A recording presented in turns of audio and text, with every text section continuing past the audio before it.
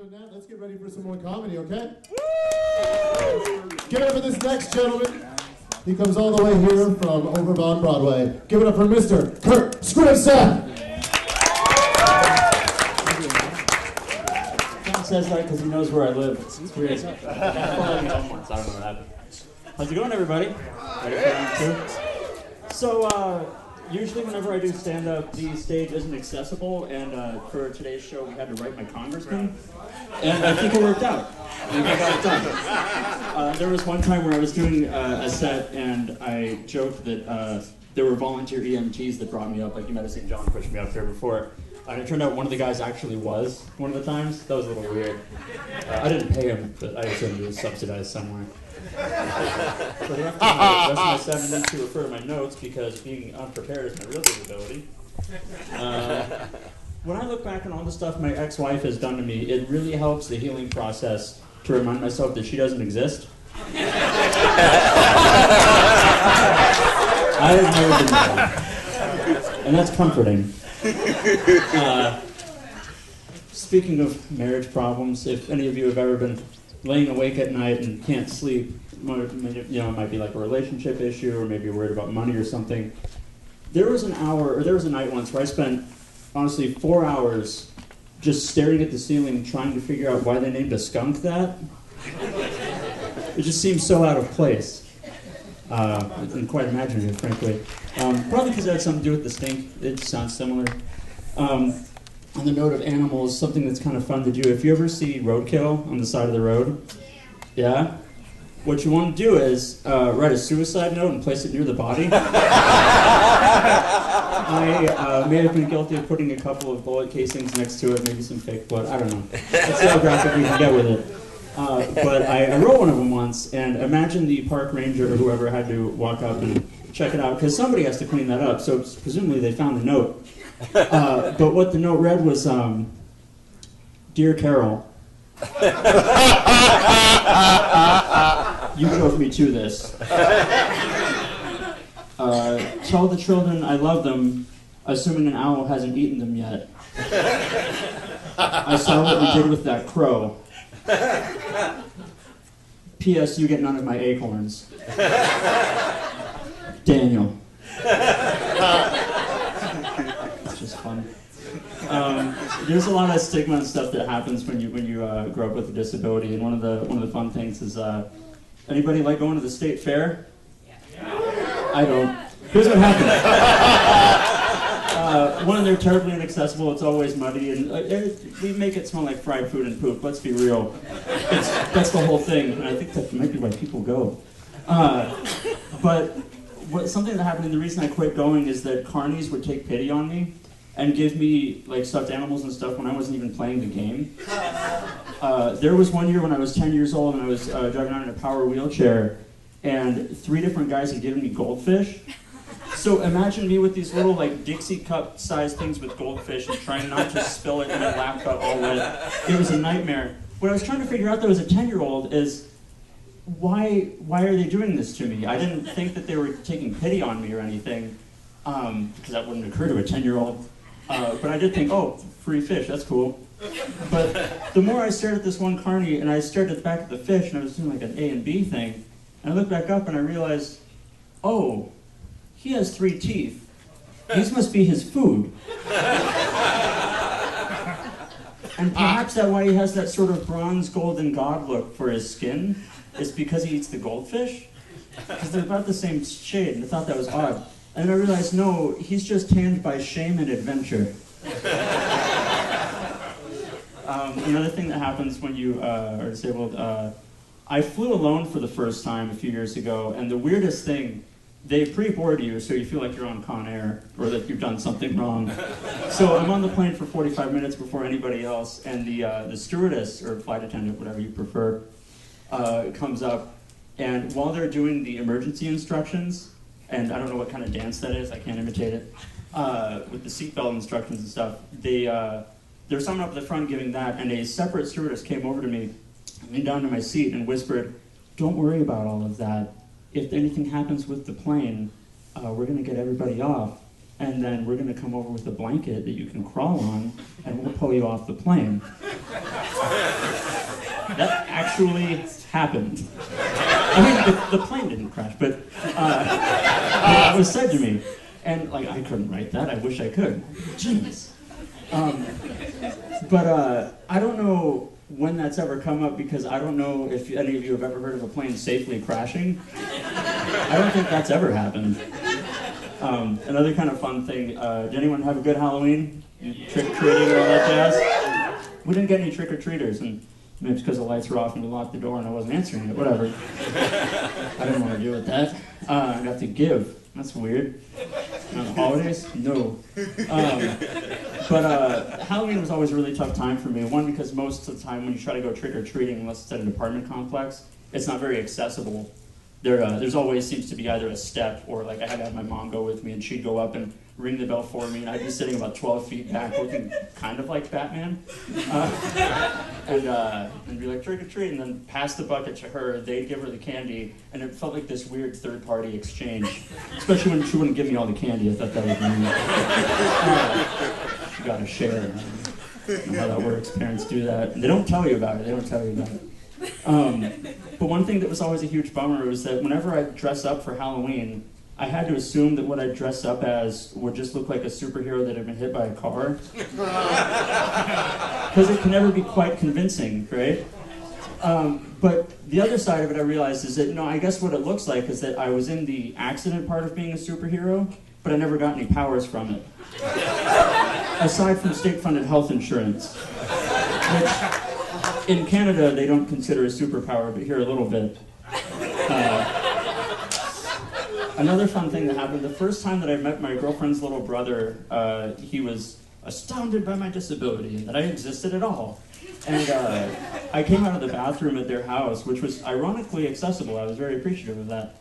And but he was just staring at me, and I think he was 8 or 9 at the time, and he was just like, "Can I ask you something? And please don't get offended by this." And I was like, "Yeah, what's up, dude?" And he was like, "How do you get dressed?" And so I was like, "Well, I'll show you." Which I didn't, but I think he learned his lesson there.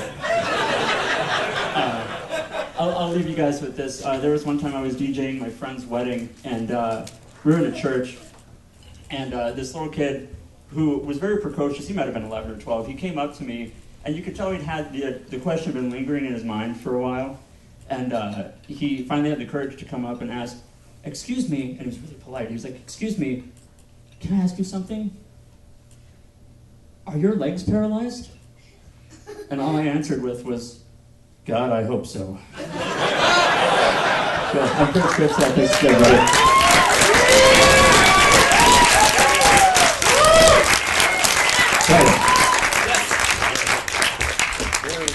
Listen, Adam. All right. So, in addition to the, in addition to this workshop, I'm glad that I made an accommodation for you right there, John. In addition to this workshop, we also teach ongoing workshops in improv and sketch comedy and stand-up at Base, 725 West Alder Street in the Warehouse Mall. You can ask any of us who've been up on this stage performing today, including this next man, stand-up comic Tim Miller. He showed up for an improv class one day and we couldn't get rid of him. Yeah, it's hard to get rid of me. I'm like herpes, so. But yeah, how's everyone doing tonight? Good? Good. Actually, I have to make your applause a little bit louder. I'm actually partially hearing deaf. Yeah, I actually wore hearing aids for a while as a kid until I got tired of everybody asking me what they were, so I thought I could do without, and I have. I mean, I managed to get by mostly by smiling and nodding. Some people are actually surprised when I tell them I have hearing loss because I guess I do such a great job of pretending to listen, so. But yeah, the deafness is strong in my family. I have it. My father has it. My mother has it. My brother has it. My sister doesn't have it, but she was found under a rock in the Enchanted Forest in New Jersey, so. This isn't so much a place as an idea I made up just now. I don't think my family has actually been to the Enchanted Forest, or even New Jersey for that matter. But yeah. But I know for sure my brother has hearing loss, because he never quite seems to hear me when I ask him to clean up after himself, so. I mean, I can't function in filth. I guess he can, so that's fine. So I usually end up having to clean up the mess, which is okay most of the time because it's just dirty dishes, except the occasional time when he leaves a half-eaten taco on the counter right next to a Coke that's also on the counter for some reason.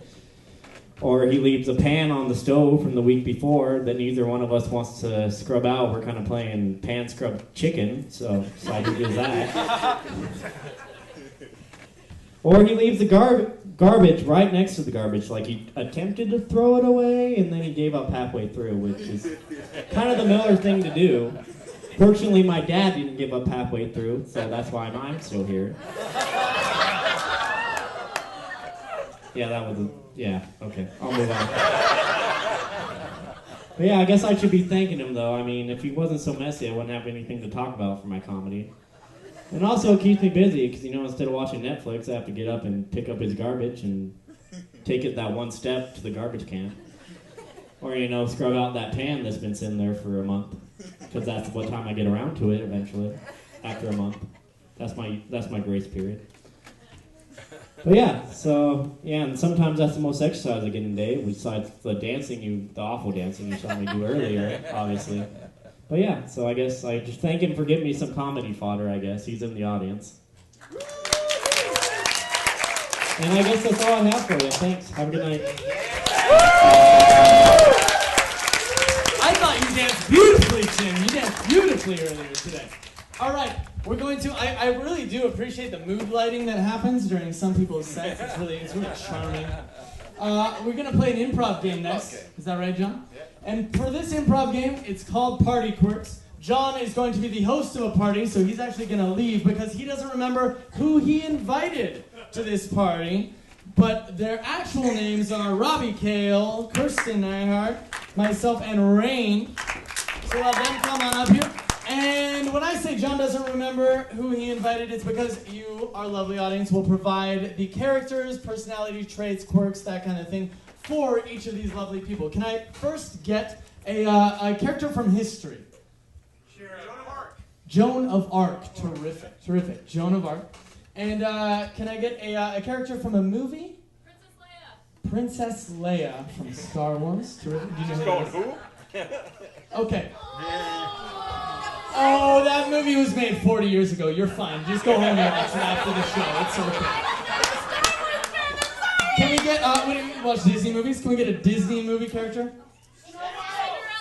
Cinderella. Now, hopefully you know who that is. All right, Cinderella. Also big in literature, too, for if we have any readers in the audience. I don't think so. We've got, the print is dead, right, Robin? Sadly. Okay, and grab bag. Any character, any personality.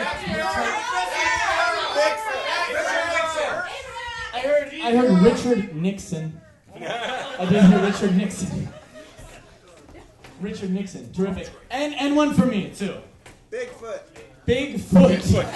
Don't everybody jump at once, but yes, Bigfoot. All right, to review. And when John guesses these things correctly, you can give him a big hand. You are? Joan of Arc. You are? Cinderella. You are? Richard Nixon. He's already got it, what an actor. And I'll be playing the part of Bigfoot. Let's go get John, bring him in for his party. Give John a random applause for coming in and hosting a party where he doesn't even know who he invited. Oh yes, it's the Bass Showcase after party. Let's just put some sandwiches here. Let's watch the video and see how embarrassing we all were. Oh, look, the guests are already here. Yes, come on in. Watch the stairs. There's no ramp there. Come on in. Yes, it's okay. It's okay. It's okay. A great voice told me to come to this party. No way. Get out. I'm really thrilled to be here. Did they tell you about sandwiches? What kind of sandwiches? Ham and cheese. I'm a vegetarian. Oh. Well, that's okay. Do you eat cheese? I'll just throw the ham right off. I'll just throw it right off. Just a cheese lettuce here. You just hold on to this sandwich. I'll be right back. Come on in. Hello. How are you? You found my shoe. You know what? I do have a lost and found box that I'm going to show you. Here, just come over here. I'm sure you're looking for Mr. Right, right? Yeah. Yeah, well, no, okay, Cupid, for you. You did it the old-fashioned way. You know what? Hey, can you actually call your stepsisters to get them to come pick up my house?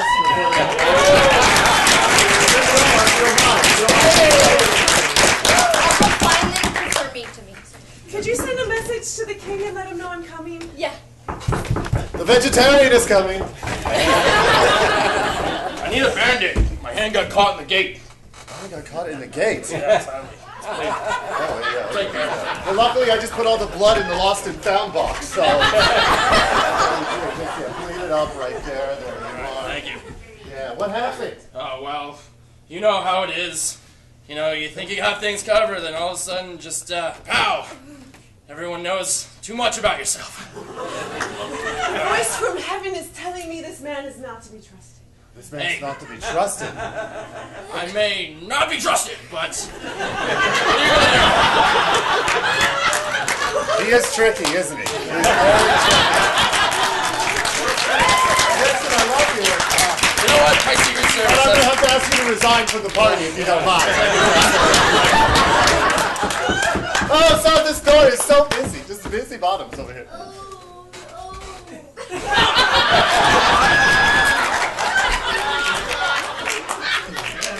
Hello, sir. Can you see me?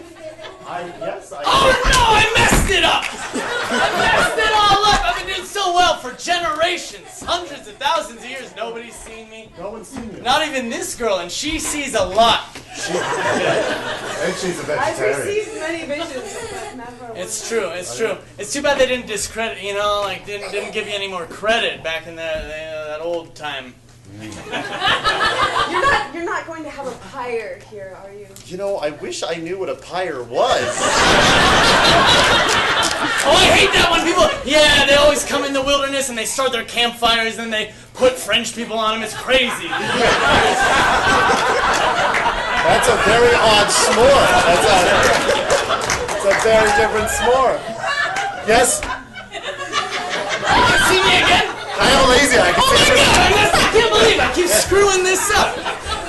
How about you just come over here and we'll let you look through the lost and found box because maybe you lost Oh, something. sure. I mean, yeah. And you This huge beast from the forest. I know. Lost and found. smells at the same I time. don't think you have shoes that could fit him. You know what? I have a grandma.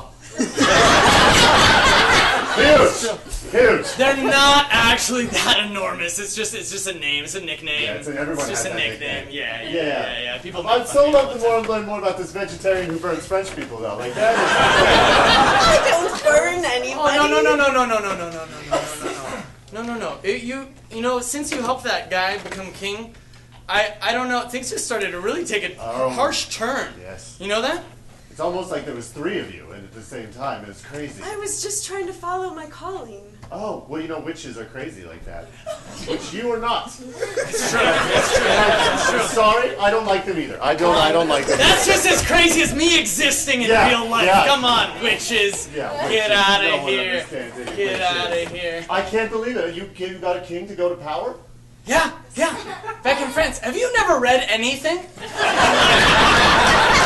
They make a movie out of it. Yeah, this girl is important. Oh, she's in pictures. Oh, she's in pictures? I mean, not as many. Like, I have my own TV show. Just saying. find you on the Just TV saying, show. they never They actually never find find me. you. No. There's a lot of circumstantial evidence. I like to leave little prints and hair every once in a while everywhere around the forest, you know. But it's not like this one. She is written all throughout the pages of history. Really? It's true. Very So true. she's not Joan of Arc at the same time. Oh, you have been reading! I'm so happy You have to been see my reading. buddy. Can you just tell everyone to live within themselves? Live by the light within yourself. And you can take the stinky Bigfoot creature with you. Thank you all.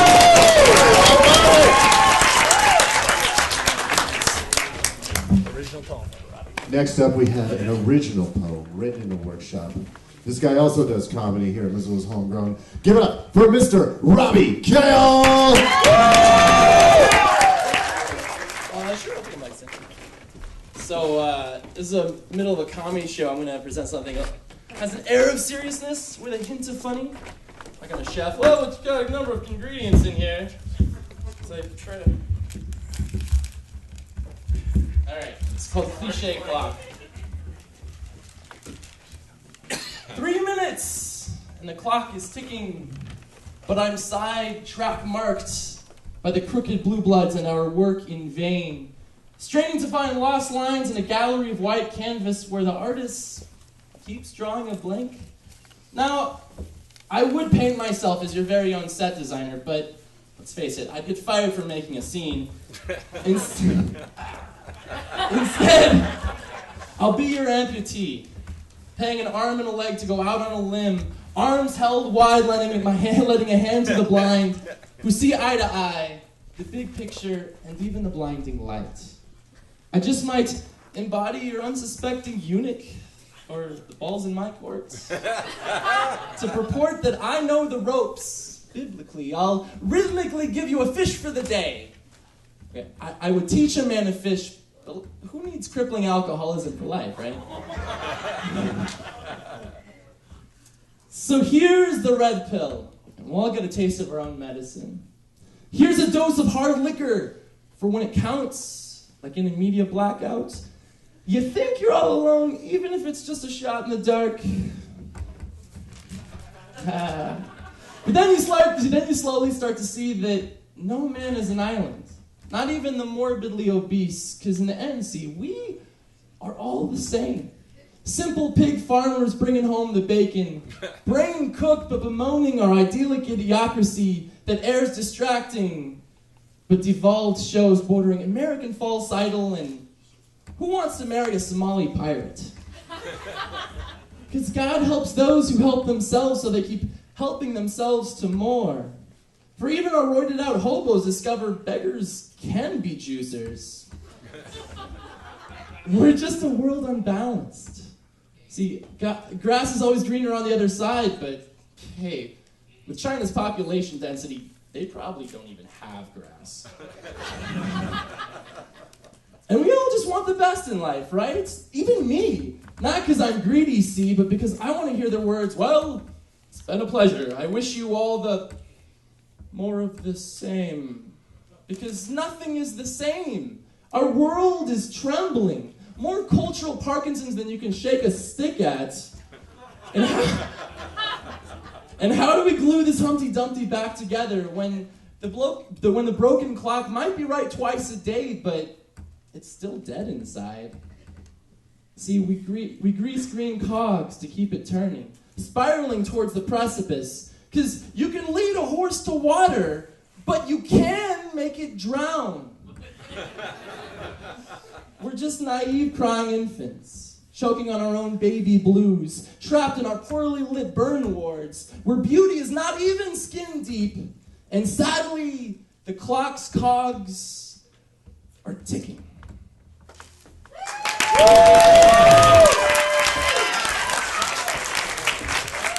Nice job, Robbie Kale. Touching, comedic, beautiful. All right, next up, we have a pairing. We've got Michael Beers coming out to introduce our friend Des Doe for this interview with a real live teenager. Give it up for Des and Knuckles.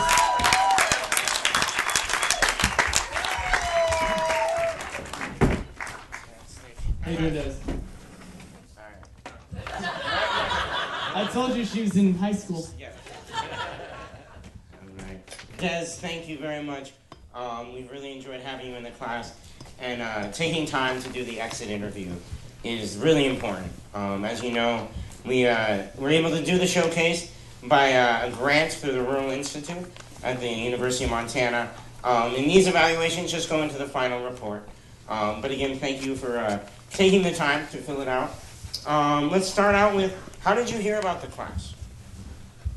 Well, one night when I was going to a friend's house, my mom decided to go to a comedy class, which happened to be John's, and then she forced a sign up on me. So. Okay, so I'm going to check the box that says word of mouth.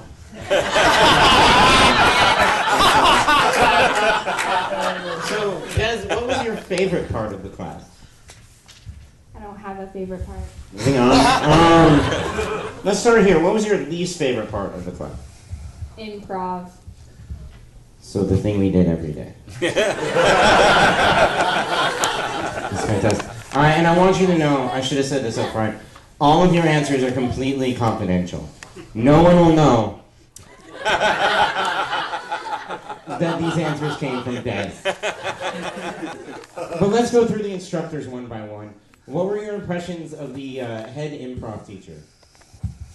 Well, curly fries. He was so loud and obnoxious. Oh, you mean Tyler? Because of the hair. Yeah, I get it. Curly fries. That makes sense. Is there any other impression that Tyler left on you? His shoes are hideous. No sense of his. I'm glad somebody else has said that. He doesn't listen to me. Moving down the list. Yes, John Howard. What were your impressions of him as an instructor? He's like my mom. He makes me do things I don't want to do. Could you elaborate, please? Like when I'm in class, and my favorite part is improv, obviously, and there's plenty of participants up there, and we'll make eye contact, and he'll be like, Des, come on up, and I'm like, oh no, thanks, and he's like, oh no, it's not choice. Yeah, that's a vicious rumor. We're not a big fan of choice. And of course, by eye contact, you mean just the one eye. Where does he look with the other eye? Nobody knows. Nobody knows. His mom's sitting right there. We can ask her after the show. And of course, it's a little more awkward, but we have to for the evaluation. And please be honest. Your stand-up instructor, Michael Beers. What were your impressions of him? Well, besides him being late to every class, and being short like most of the time, he was pretty okay. Jerk.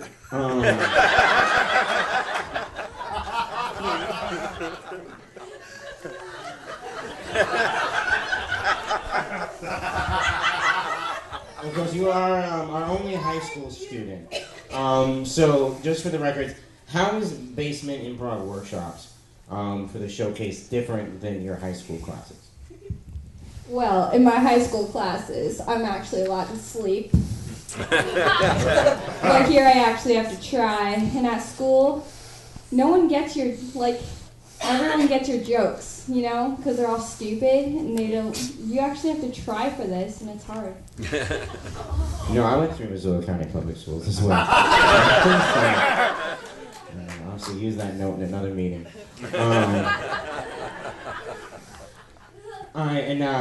Finally, we left an instructor out. My apologies, we'll go back. What were your impressions of Rain? She was the best, obviously. Other people have said that. And finally, I know your time is precious. You could be sleeping. Given the opportunity, and I'm honestly afraid to ask, to take the class again, would you? Yes, it was a very good class. I liked it. Yeah.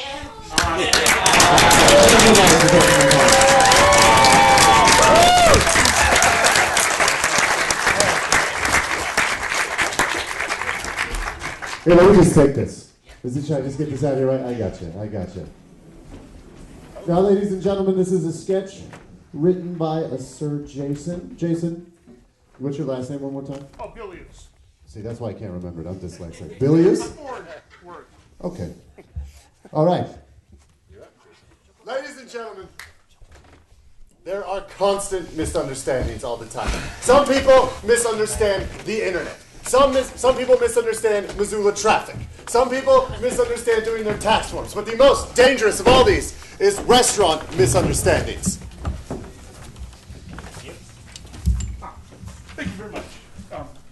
Cheers. This is your idea for coming here, to let you know. Yeah, I heard it was good, so. Okay, I take your word. Yeah. Welcome to Burger Burger. Can I get you guys started with some hush puppies? Say what?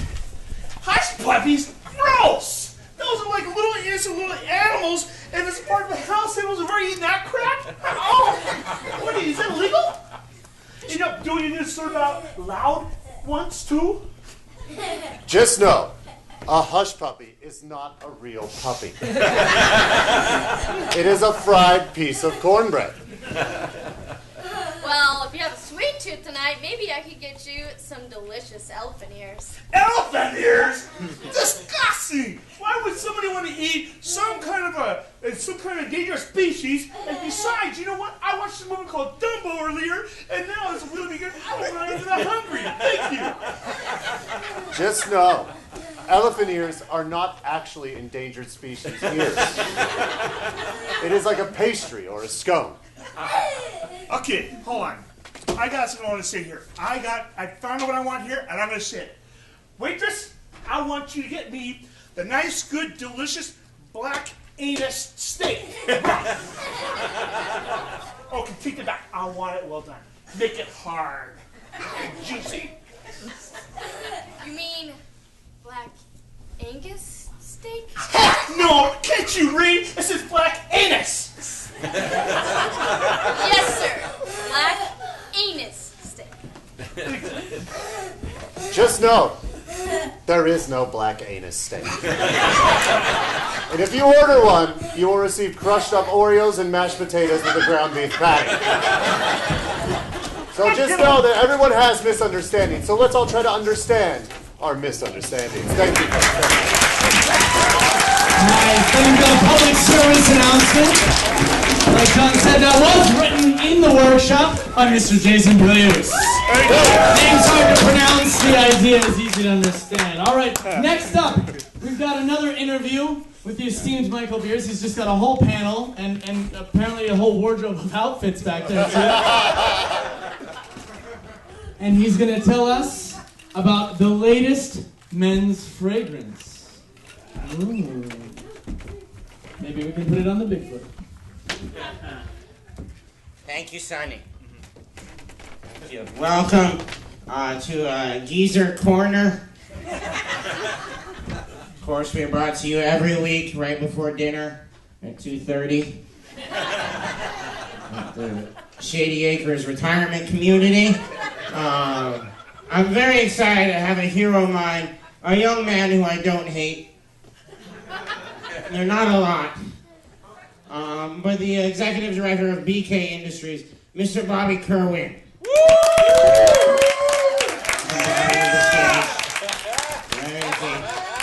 Where is he? Hate people that are late. Thank you for being here. Sonny, what did I tell you? You can wear the hood, but you have such a pretty face.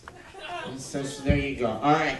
So we're here today to unveil on our show, Geezer Corner, the latest fragrance and cologne by BK Industries. And without further ado, please let the audience know, and myself, I have no idea. What is this fragrance called? It's called Peppermint, Gas Station Foods, and a little sugar and spice. All solid choices. Reminds me of my bedpan. But, so we know what's in it, and you've traveled the world collecting smells. I've known you since you were this big, and you were fascinated with smell. But what do we call this fragrance? Oh, thank you. It's called douche. Swag. I'm sorry, I'm a little hard of hearing. One more time, Bobby. Douche. Swag. Fantastic. As you know, the holidays are upon us. And, people are out in the store shopping. If you're like me, you have your grandkids do it for you. But give me an idea, because obviously this is a fragrance not for everyone.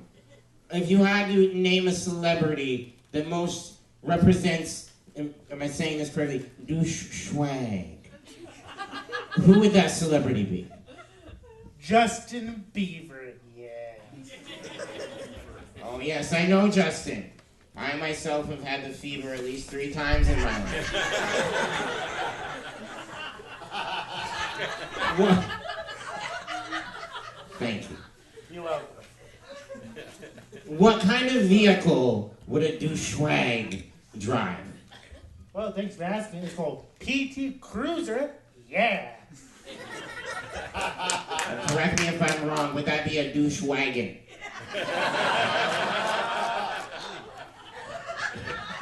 Alright, I think I'm getting a grip on this. I'm understanding the essence of douchewaggery.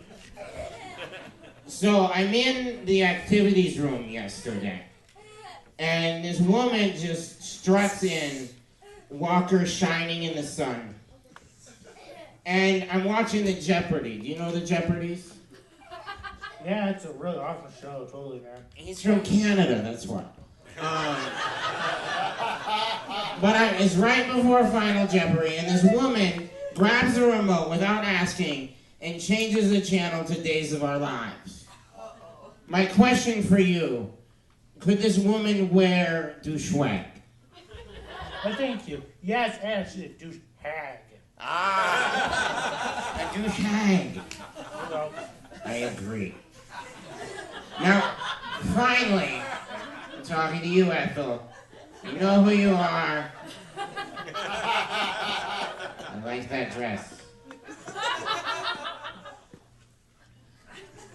So finally, I know this is why I brought you on the program. Douchewag was inspired by a member of your family, wasn't it? Grandpa. Yeah, totally. Alright, how old is your grandpa? I gotta say 94. 94? I remember when I was 94. Could you tell me, describe your grandfather for us? Oh, thank you. He has, what was it? He wears something on his head. Oh, he wears a beanie. Like a hipster beanie. Yeah, totally. And, yeah, he's a douchewag. Yeah, totally. What about his pants? Tell He me wears about his slackies. Slackies? That's sexy. At 94. The sheer confidence. He always wears a sexy pink polo. A pink polo. A pink polo, you say, like Joel's. But sexier. Oh, yeah. Fantastic. Fantastic. That does sound like the definition of douchewag. Thank you for coming on the program. Douchewag. You're welcome.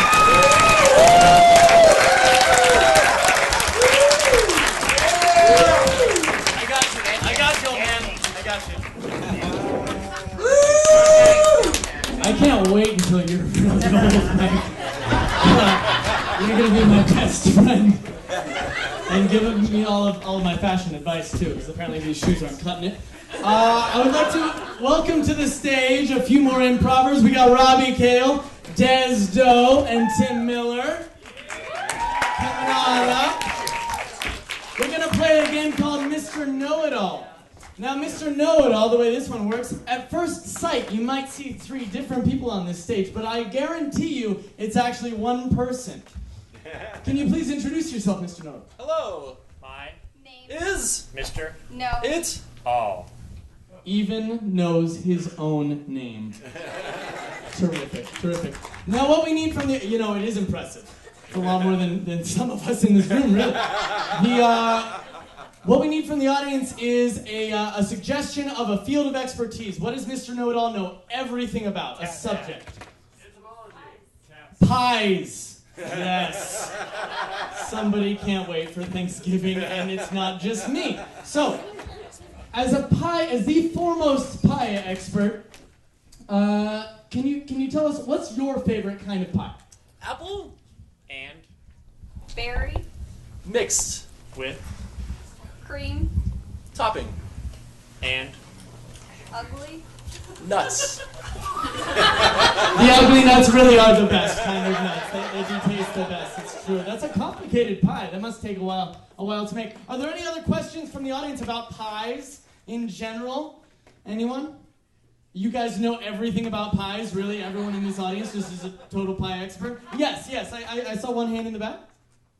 What's the biggest pie in the world? The biggest pie in the world. What would that be? And from what country? The biggest Pie. in The world is also a well done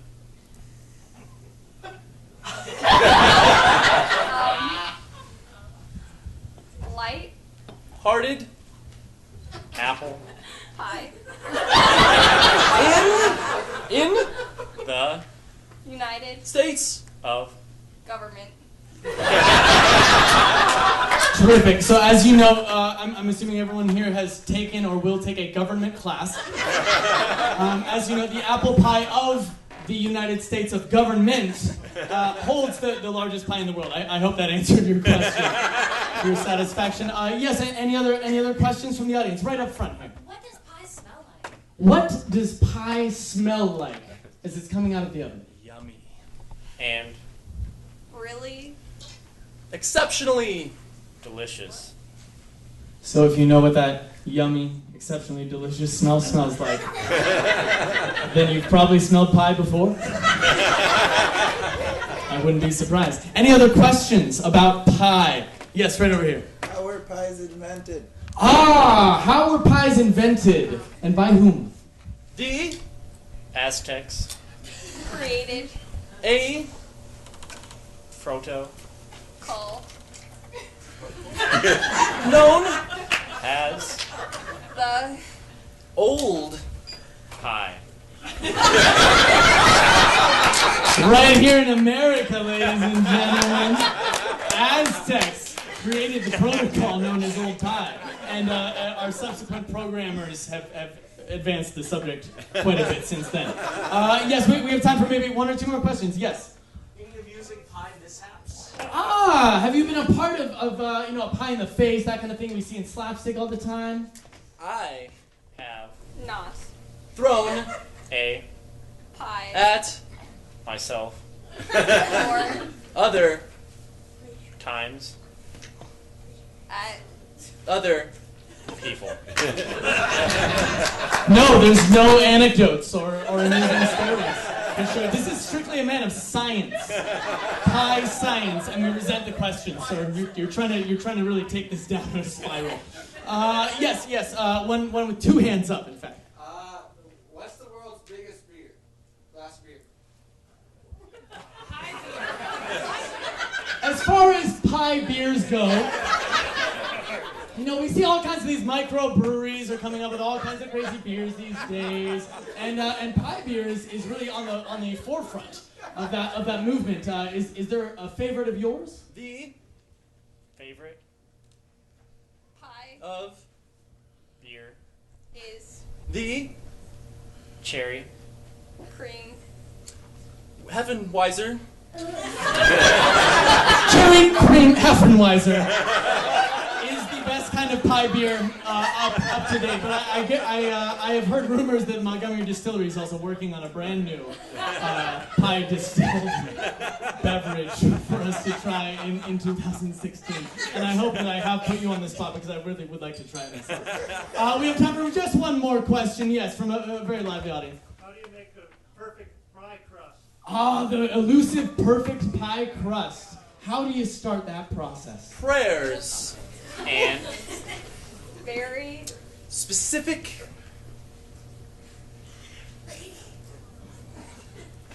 recipes. from older Than Houghton. people. Anybody older than Houghton will know how to make a perfect pie crust.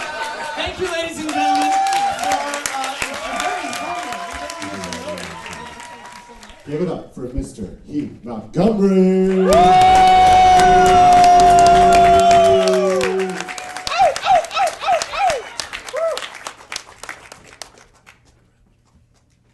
Heath Montgomery.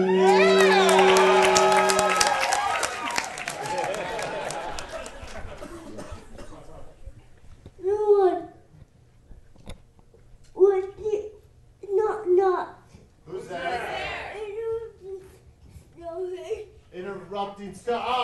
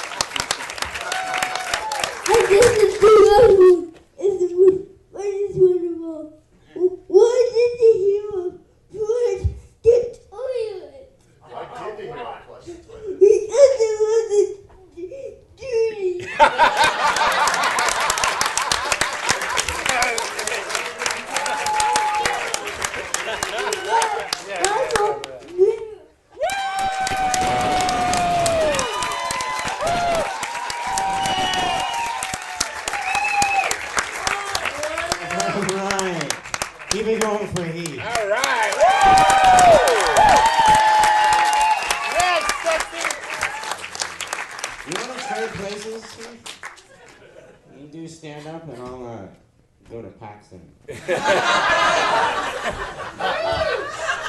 Actually, I take that back. That's the Spanish school. So. Sounds hard. I'll give your everybody that came up on stage a round of applause.